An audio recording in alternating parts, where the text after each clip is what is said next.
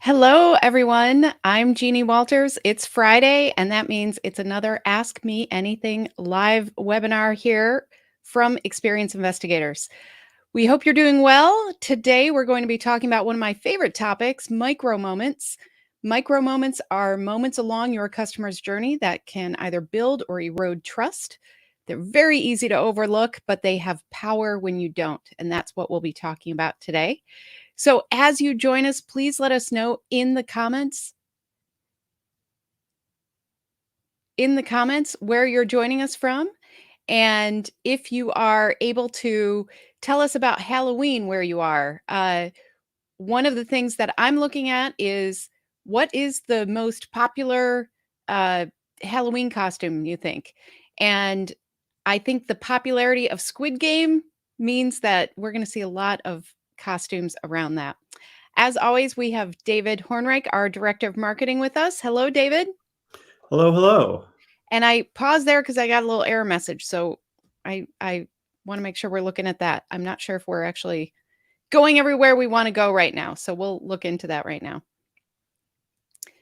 But I think the topic today is micro moments Well, for what it's because worth, I don't have an error message, so okay, I'm going to keep talking, and good. Well, this is live. This is we'll what you check get that live, out. But right?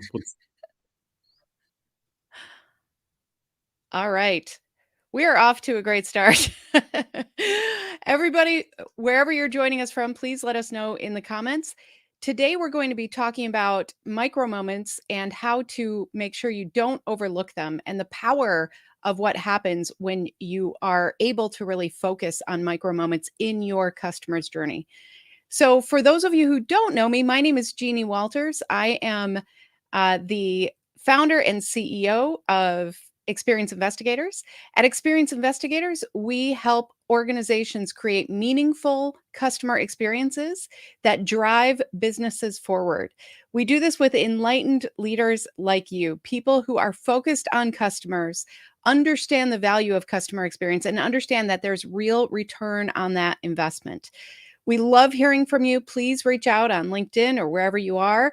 We also have some resources for you, of course, on our site at experienceinvestigators.com. And then, of course, we are still delivering on the Year of CX, which is at yearofcx.com. If you have not yet signed up, which most of you hopefully have, that is where we are making available to you different tools, deliverables, downloadables that you can use in your own practice around customer experience management. We started that last year, October 2020. And then we have been continuing that all the way through. So be sure you sign up before the end of this calendar year, 2021, because we have more resources heading your way for those of you who sign up. So let's go ahead and get started. So when we talk about micro moments, what are we really talking about? Well, the way I want you to think about this is on your own customer journey, on the journey that you're designing and delivering for your customers. Think about it as a relationship because that's essentially what it is. Sometimes we like to slice and dice this journey. We like to organize it based on our own processes or our own org chart.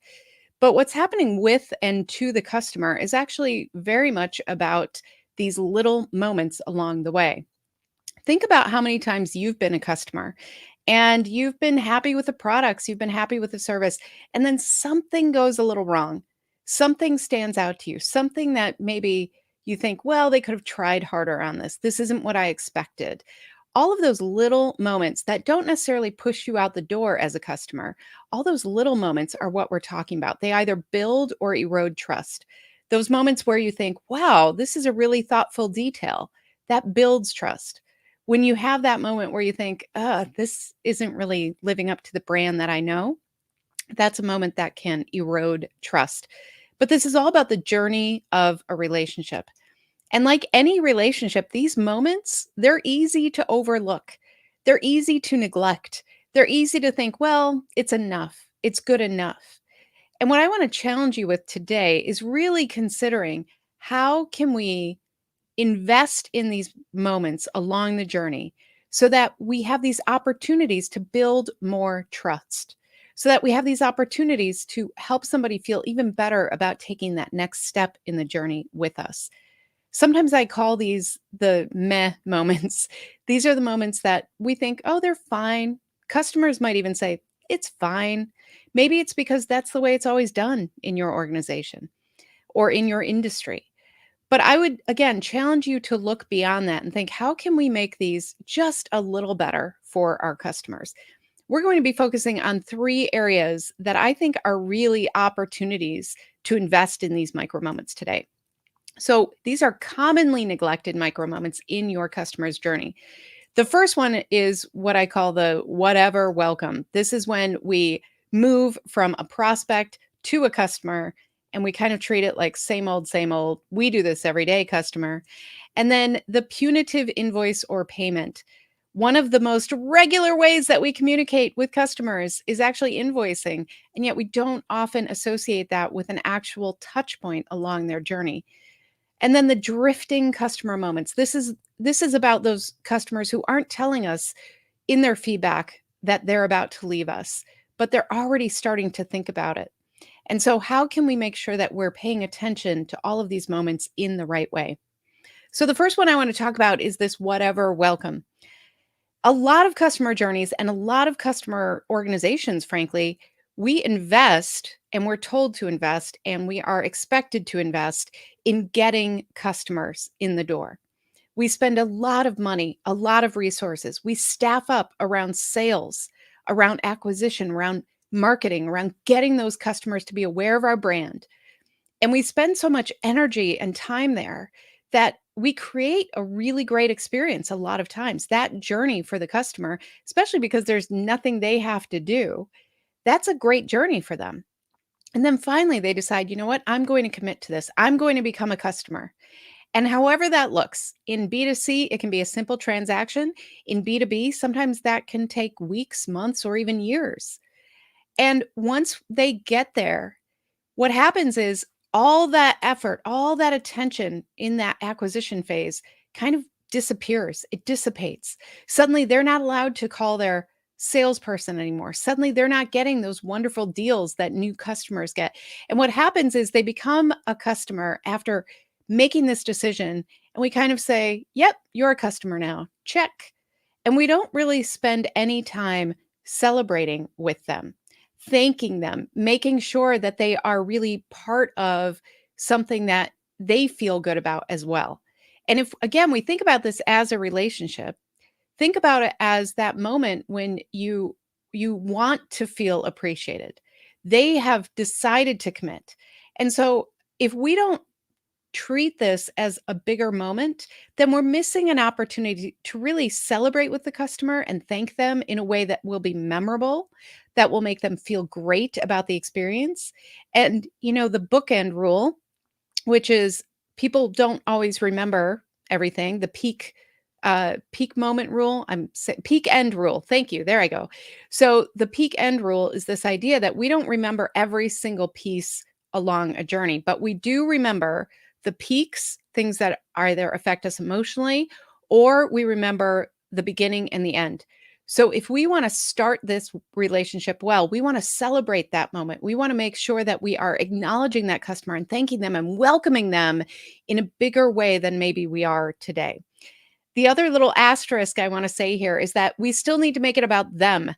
Sometimes I say this and people say, oh, we did this amazing thing. We sent them all this swag. We do this, we do this. And you talk to the customers and they say, yeah, that felt very impersonal. It felt like it was about the company. Make sure you're tapping into what do your customers tell you is important to them, and then start the journey with things that will reflect that back to them. The other meh moment I see a lot is around invoicing or payment. When we are communicating with customers on a regular basis, a lot of times that's about how are you paying us? And we work so hard to get these customers in the door. We spend all this time and energy and invest emotionally into the relationship so that they start feeling like, oh, this is great. They get that wonderful welcome. And then the first thing they get from us often is about what we will do to them if they don't pay. And we don't spend time on that invoice or starting that relationship in a way that shows gratitude. that says to them, we're really glad you're here and we want to make this easy for you. How can we make that part of the journey effortless? How can we make it more seamless as part of their customer journey?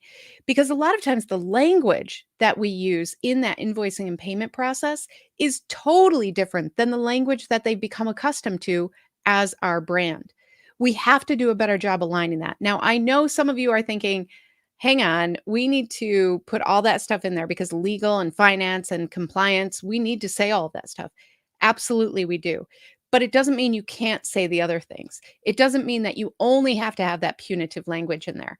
So make sure when you're looking at all of the opportunities around invoicing and payment, you're looking for opportunities to include more language about gratitude upfront.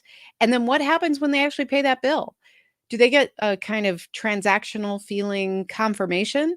Maybe that's an opportunity to say, hey, we just want you to know we really appreciate you. You always pay on time. We appreciate that too. Whatever it means in your organization, look for moments around that point to make it more effortless and seamless for the customer and to instill more points of gratitude for the customer in that moment as well.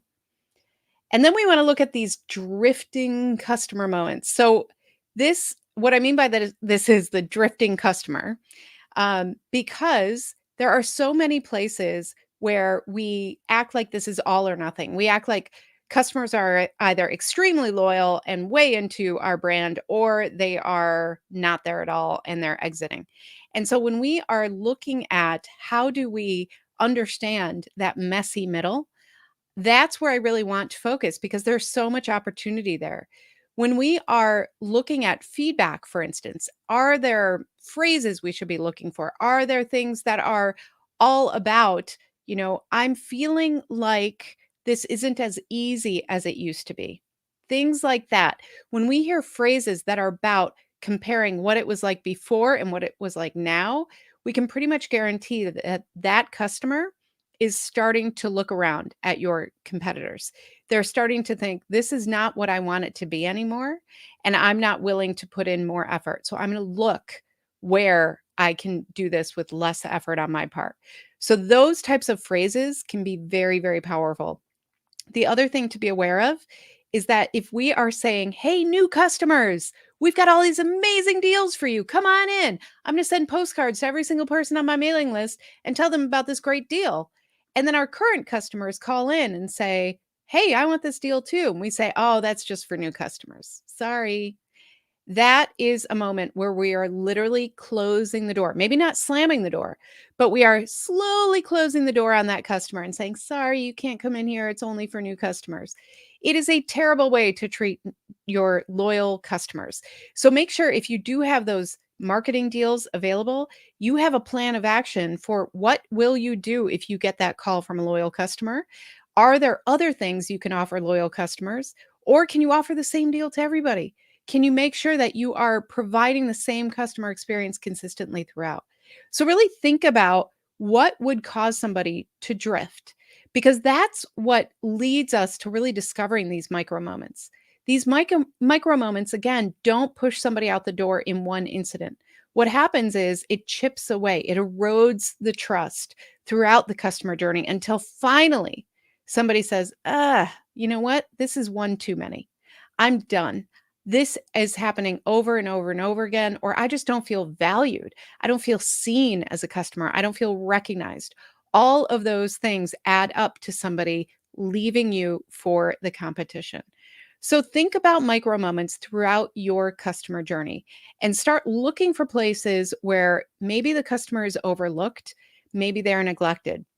If that voice in your head starts saying to you, well, this is how it's done. This is how we've always done it. We haven't heard that many complaints about it. We haven't, strayed from the way the industry does it, all of those things.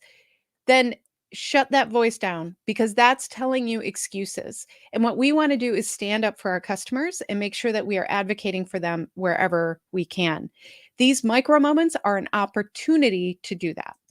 So the three that we talked about today, the whatever welcome, really making sure that when a customer moves from that prospect to that customer phase, that we are paying attention, we are celebrating with them, we are acknowledging that. The punitive invoice or payment, what sort of language are we using on our invoices? How can we make sure that we instill gratitude both before, during, and after that payment? And then those drifting customer moments. What are they telling us? Maybe not quite as loudly as some of our complainers, maybe not quite as dramatically as some of the detractors. What are those folks in the middle, that messy middle, telling us about what they're seeking so that they won't leave us? And if we can identify that, then we can look for these moments to really make sure that we are over delivering on some of these smaller moments so that the bigger things, when they do go wrong, there's enough trust in that emotional bank, they are more willing to move on with us as well. That's what this is all about. We want to invest in micro moments because that means showing up for our customers in a positive, surprising way. We want to make sure we're exceeding those expectations with these smaller moments because these all add up. So the more positive micro moments we have, the more powerful we can show up when there are service issues. The more negative micro moments we have, those all add up too. And the customer will eventually think, well, this is not what I signed up for. I'm not willing to put in the effort anymore. And so you move through that. So think about what is driving your customers to drift.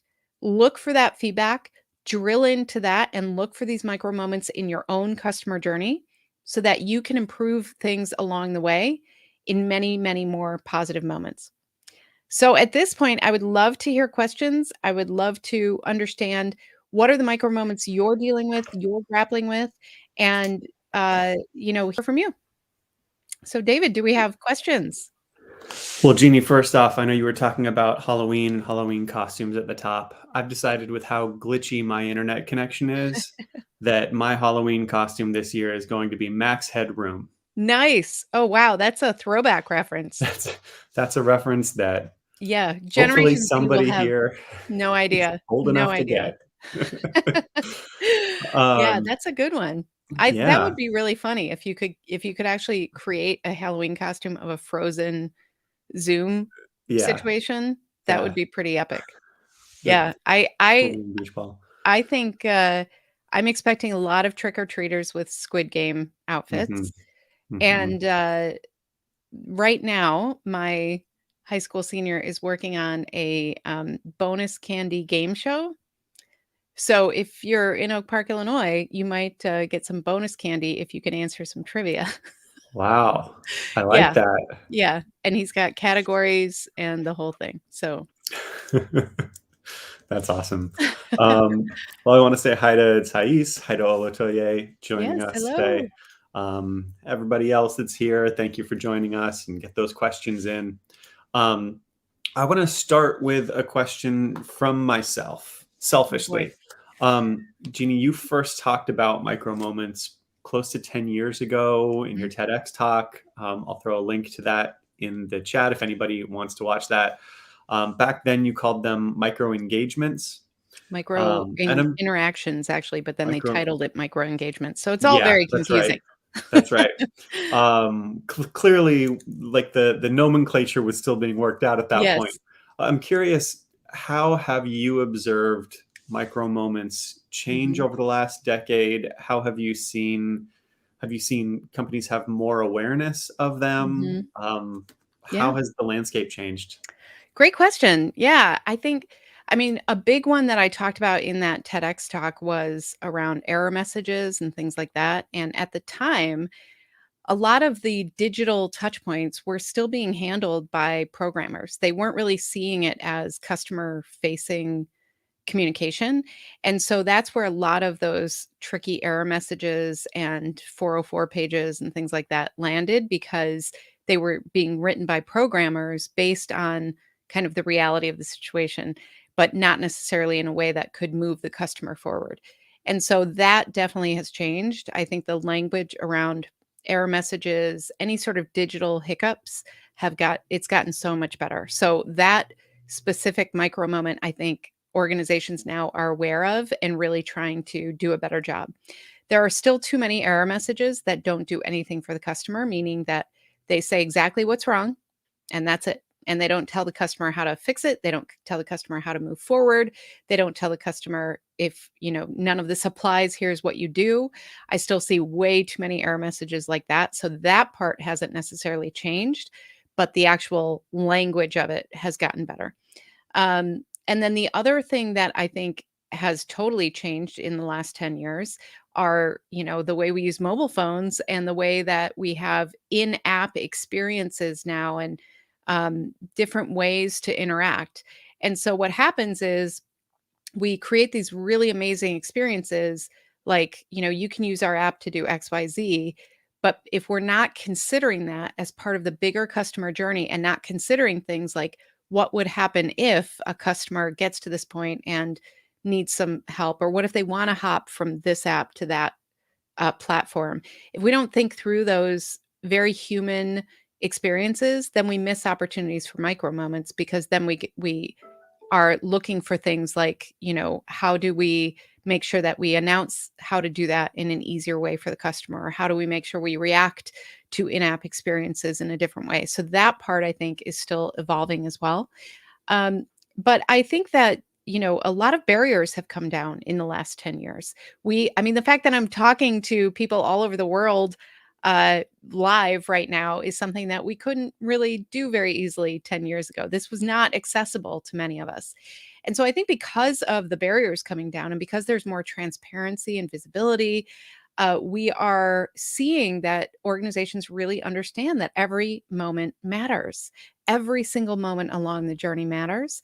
And because we're able to kind of get in front of customers more, we are able to share the roadmap a little bit more and say, hey, we're working on this. What would you do here? And share that experience a little bit more. And that helps certainly as well. So, like everything, a lot of things are somewhat similar, but there have been a lot of changes as well. And I think with AR and VR and AI and machine learning and all the amazing things now, we're going to see a lot more of those. Chat, that's a huge opportunity for micro moments that right now we're not quite where we need to be on that, especially when we introduce the chat and it's like 8 paragraphs. I don't know if you all have experienced that, but they say, I'm the chatbot. This is my name. This is what I can do. You can do all these things. And it's like, I just want to ask a question. And so thinking through those types of journeys in a really specific way, that will help bring up to the top a bunch of micro moments as well. Yeah, I've definitely had some instances where I get those 8 messages from the chat bot, and Yeah. my response is just human. Mm-hmm. Connect me to a Exactly right. person. Yep. We've got a question from Gabriella joining us on YouTube today. How do you get stakeholders on board when addressing micro moments, Mm. especially when they believe that older customers shouldn't be touched? Wow. I think Yeah. I'll interpret this a little bit, but so yeah, this is the question we get a lot. How do you get leaders to invest? How do you make sure that leaders are on board with customer experience in general? And when we're talking about micro moments, sometimes you're talking about like, we just want to fix XYZ, and that's going to take a while, but we feel like it's a better experience for the customer. Um, I always look to two things. One, what expenses could you reduce? So what that means is if you have, for instance, a bad error message on your site that doesn't help a customer move forward, what could that mean? Well, that could mean that a customer leaves the site frustrated. They go provide negative word of mouth or a negative review. You can often see this in your negative reviews. So that's another good place to look. So go look at your negative reviews and look for those reactions where people are saying, I tried to do this. I put in the effort. It didn't work, or I didn't know what to do next, or whatever. So that's one area, is to look at what expenses could you reduce? You could reduce negative word of mouth. You could increase customer lifetime value if you have a customer who stays with you longer.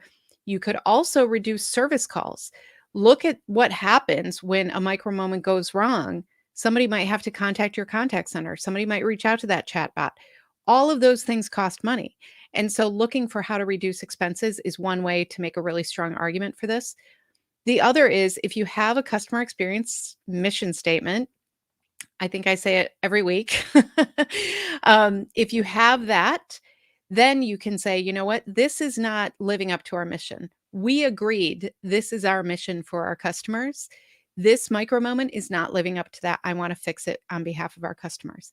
That will help align what you're really doing. Now, the other thing I mentioned is that these populations of younger consumers, the millennials, but more specifically Generation Z, and now we're starting to look at Generation Alpha, which is 2010 to 2024. Um, if we are looking at what is really important to them, they want to align their values with whoever they do business with. And so if you have stated values, if you've stated a mission and you're not living up to that in one of those micro moments, that could be very detrimental because everything is visible, everything is transparent. The Generation Z customers are doing their homework. They are looking at, okay, what does this mean for the journey? What is this really living up to the values? And then they're talking about it on social media specifically, but also amongst their friends and everywhere else. So there are real consequences to not looking at these moments and not investing in them. So that's what I would say. The other thing that you asked about was, what do you do if they don't, if they basically say, hey, a customer's with us, just leave them alone.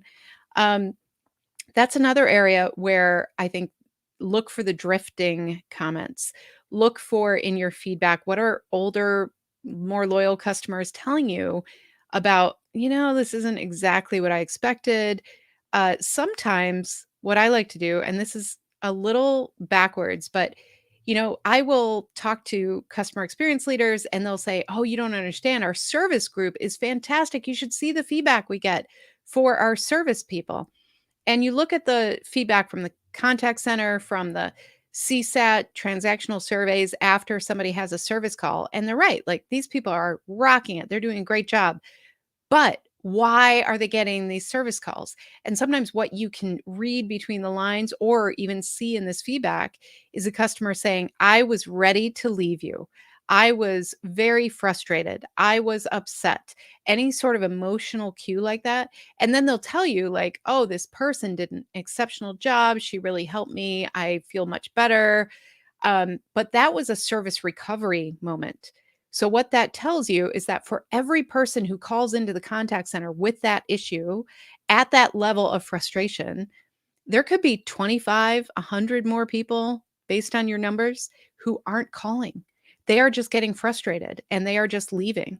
So, we have to look at certain data with a lot of nuanced perspective in order to make the case for this. But it can be done. And that's what we have to do is get everybody on board with that mission, understand what the consequences of not investing in this is, and then really looking at how can we reduce expenses and how can we make sure that we improve the experience enough to keep our customers happy enough so that they stay with us longer, they create positive word of mouth marketing, and it lives our mission in a more powerful way. So we have to connect all those dots when we're talking to the leaders. Jeannie, are you familiar with the term phygital? I am. It's Yeah, PH. yeah, that's a new one. Yeah. So we've got a question. Let's talk about how the onset of phygital has changed CX. Nice. Gianluca wants to know, how do you think companies are adjusting their marketing strategy and customer experience to maintain a competitive Mhm. advantage as we're now entering these times of phygital experiences, which for anybody who's not on the up and up with that, it's just that sort of bridge between physical experiences and digital Mhm. experiences. Yeah, thank you for asking this question. It's really important. And so here's my take on phygital. uh, it's always kind of been phygital as long as we've had any sort of digital experience. Which, I mean, we're going back 20 plus years now, and when we are looking at the customer journey, sometimes we make the mistake of saying things like, oh, well, the digital customer journey is over here and the in store is over here. And that's not true. And that's never been true because a customer is a customer is a customer. So, one of the ways that I think we need to think about the customer journey is we are not providing a digital experience versus a physical one. We are providing a customer journey where they can come in and out of whatever channel they want. And again, this has always been true, but we haven't always treated it like this. So now with digital transformations, with investment in all of that, we're realizing that you know what, the customer controls this journey. We can design it, but they control it. And so the way to think about this is if you are only focused on the digital experience, there are micro moments all over the place you can miss based on what the customer is actually dealing with. And what COVID-19 did, among many other things, but what the reaction to that shutdown and the pandemic did was force certain organizations to look at this and think, okay, what can we do to provide exactly what the customer needs when they need it in the way that we can? And that discussion is what led to so many innovations during this time. That discussion is what led to a lot of organizations who had been primarily physical to become more phygital, right? To grocery stores always come up here because they were doing okay, right? They were like, you show up, you get your groceries. Maybe you use one of the third party providers for deliveries, but we can just kind of keep doing what we're doing. And what the pandemic did was force them to really adopt new ideas around technology and how to offer that to their customers. And the reaction that the customers had was, holy cow, this is a lot more convenient. Many people who started using those digital channels will continue to do so for a long time because they realized it gave them time back, it worked well. But if you were only thinking about the digital experience, you were only thinking about what is it like to order? How do you check the different boxes? How do you pay online? Then you would be missing out on the most important aspects, which are, okay, I want to get the right groceries. I want to have a curbside pickup where I know where to go. The signage is clear. I know who to call or what to do once I get there. In the beginning of the pandemic, that's something we saw a lot was that customers would order something online, go to pick it up, and then realize they had no idea what to do once they got there. They had no direction on where to park or who to call or what to do. And so that's what we need to really explore when we're thinking about this phygital idea. What is actually happening with the customer and how can we make it easier for them in that moment? Sometimes that means serving things up digitally. Sometimes that means having a sign on the sidewalk that says wait here for curbside delivery. So that's what I mean about walking through the journey. We need to really put ourselves in that customer's perspective. We need to understand what's actually happening so that we can provide them the right moment no matter what channel, and also give them the choice of channel pretty much wherever they are throughout the journey. So I agree that it's great to think this way, but I guess I would argue we should have been thinking this way for a lot longer than we have. So I'm excited about where we're going and some of the innovation around that. Yeah, it's nice that some of that's finally getting addressed. Mhm. We've got another question from Gabriella, and I really like this one because it focuses on the practical aspect of finding micro moments and using them. Should micro moments be captured on the journey itself and in the Mm. customer journey map? I'm thinking it would be beneficial in order to align everyone, or would it be confusing? So I could see how, with so many micro moments, it could become overwhelming to list them all out Yep. on the journey map. But how do you? Mhm. What's the best way to share those and note them? Um, Gabriella, you're getting a gold star because you're asking really good questions because these are really important issues. So here's how I think about it. First of all, when we talk about journey mapping, we have to remember that we have to narrow that down to why are we journey mapping. So we have a goal for a journey map, we have a scope for a journey map, and we have a kind of ideal of how we're communicating this out and how are we socializing this throughout the organization to make real change, to take action. So that's journey mapping. If you have a goal and a scope and you start realizing like, oh, holy cow, there's a bunch of micro moments in here that we could include, I would encourage you to take that one step further and do what we call micro mapping. And this is where you take one part of the journey and you really dig into what's happening. That's the power of where to put your micro moments, in my opinion. Now, if you find a micro moment that could be something that is applied throughout the journey, for example, we just talked about error messages.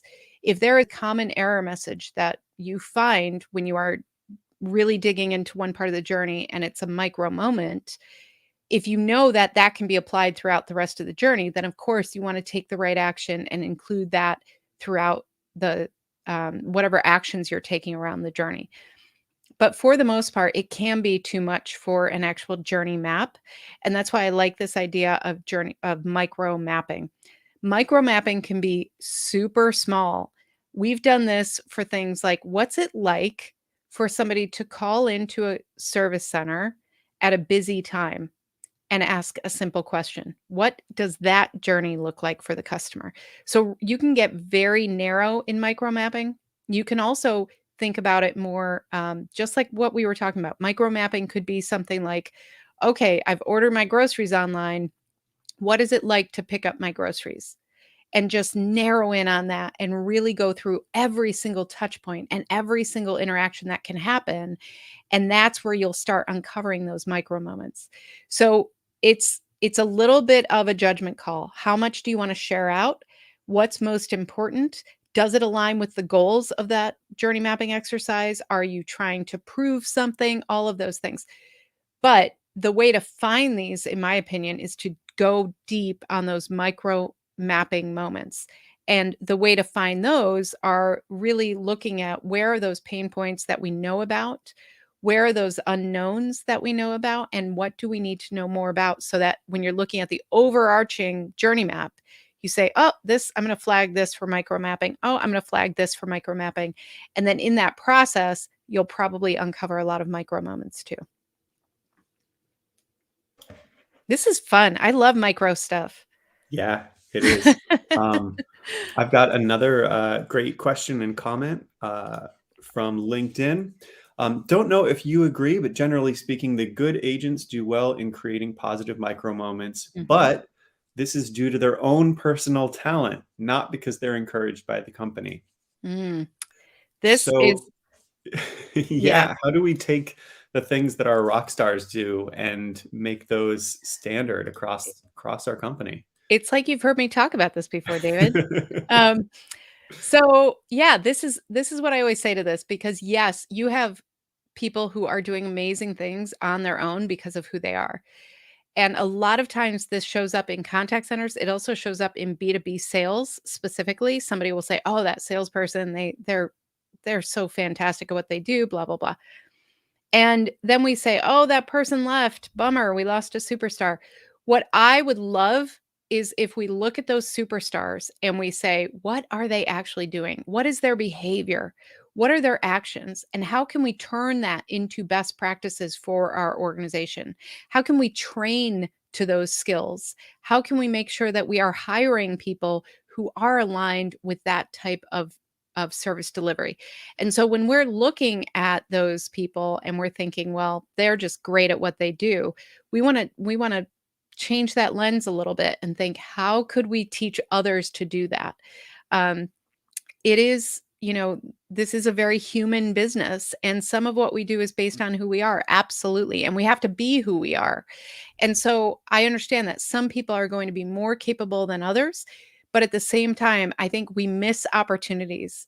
And one of the things that I've seen specifically in contact centers is agents will have workarounds, right? They'll say, like, I'm not really supposed to do this, but the customer wants me to do this and I know it always works. So I'm going to come in at this weird angle to get them what they need. If they are using workarounds, that is a red flag that something in our process is not working on behalf of the customer. And so looking at what are they actually delivering and how can we make that actually happen? That's a great way to improve the customer experience.